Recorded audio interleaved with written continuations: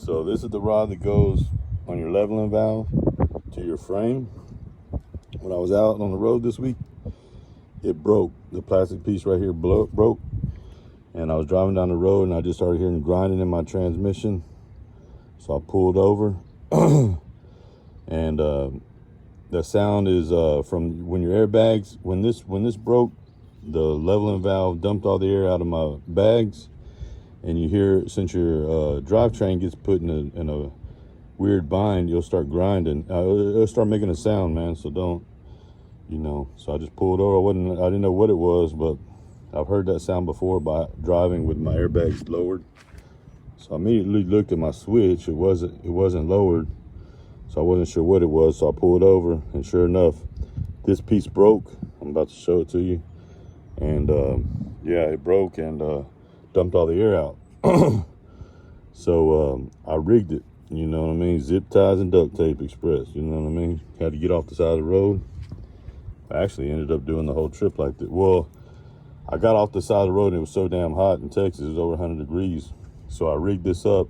First I did it with just tape, and it worked for about 100 miles, and then it did it again. So then I pulled over, had some epoxy, and I'll show you what happened. It's basically, hold on, let me see, it's hard to do this.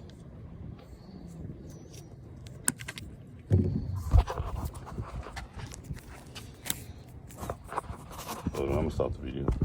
So I took off a little bit of the tape, showed you how to put a bunch of zip ties. The plastic broke, and so I zip tied. I put the plastic back around. I'm gonna show you more. I'm gonna take these off more, but show you how I repaired it, man. Zip ties and duct tape. But got the job done.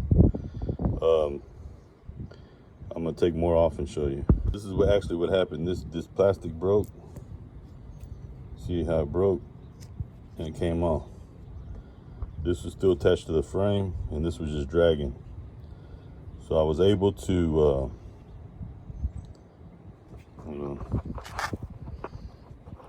get this back in.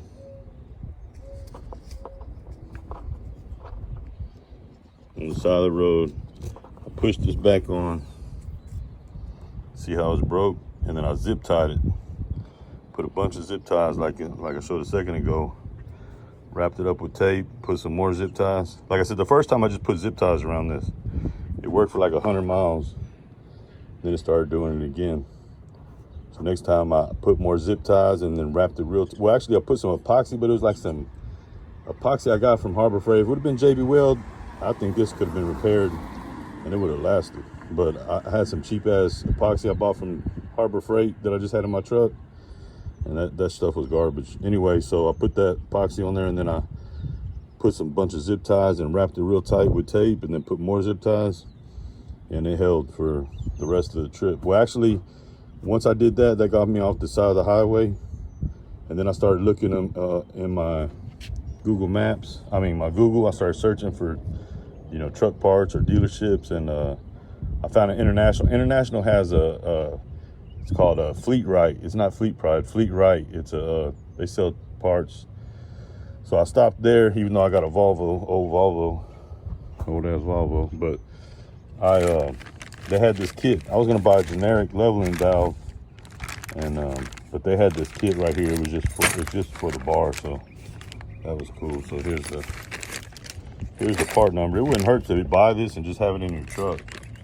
You know what I mean? It's just a rod. It's a rod, and you can adjust this length. Hold on, pull this out. This is the rod. So if the rod is not the correct length, which I haven't checked it yet, the rod it's almost there. I'm gonna put this old one. I'm gonna measure it, and if it doesn't work, then you can slide this off. This pulls off. You can pull it off real hard because it's kind of like flexible rubber. You pull it off real hard and you can cut it to the length you need. Push this back on and have some clamps you put on afterwards. But this may be the right size. I'm about to put this plastic piece that broke off back off, and I'm gonna check it.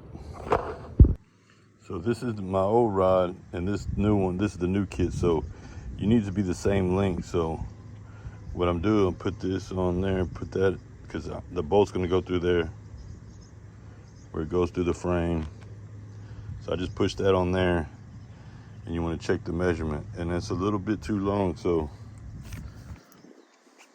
you check. So I need that that bolt to basically go through there. So as you can see, it's a little bit too long, and this controls your height. So what I got to do is slide this off. I'm gonna show you in a minute. Sorry when I'm holding the camera.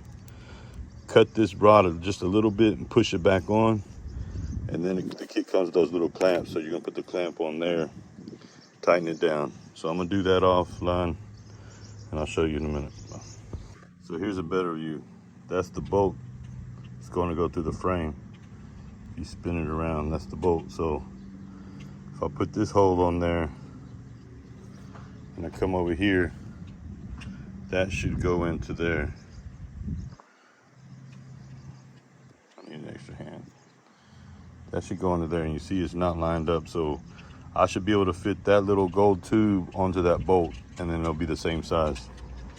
So I'm gonna cut it just a little bit. So it only needs about to be cut about that much. So I'll put this back on. Remember, measure twice, cut once. So you see I put the duct tape, and it needs a little bit cut off the duct tape.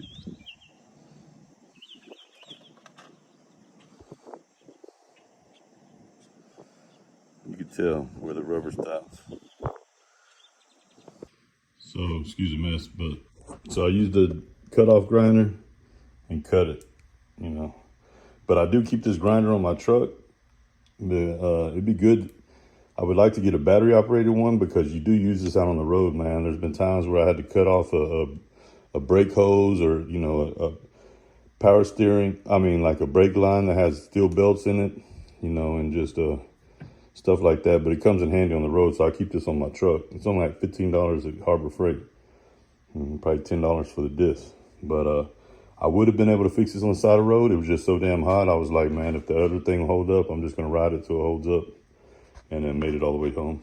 You can now see I put it back on the bolt, and it's the exact same size as the other bolt. So now I'm just gonna put the two clamps on each end, lock it into place. There's two bolts, and mount it. One goes on the frame and one goes on the leveling valve lever.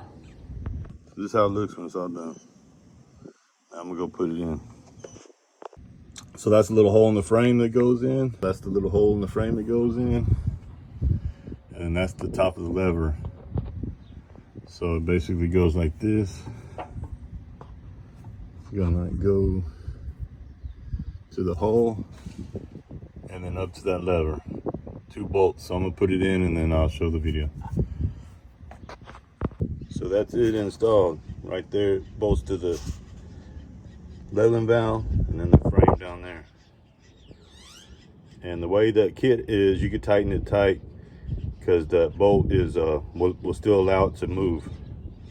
But if you use a regular bolt, you probably want to use you want to make sure that there's that it can go up and down. You don't want it to be so tight where that valve can't go up and down. But super simple. Like I said, if you're a mechanic or even mechanically inclined, this video is probably not for you. This is really more for somebody that's trying to get off the side of the road, that's not, you know, that's never done anything before. This is super simple, and roadside's gonna, it could easily end up being a $700, $500, $700, $1,000 deal. You know what I mean? So I'm just trying to help out the guy, owner operator, with the way these rates are out here, that just wants to do it by themselves. This video might give them the confidence to do it, but like I said, anybody that can work a screwdriver and a 10mm wrench and ratchet, you know, can do that. Super simple. You have a great day.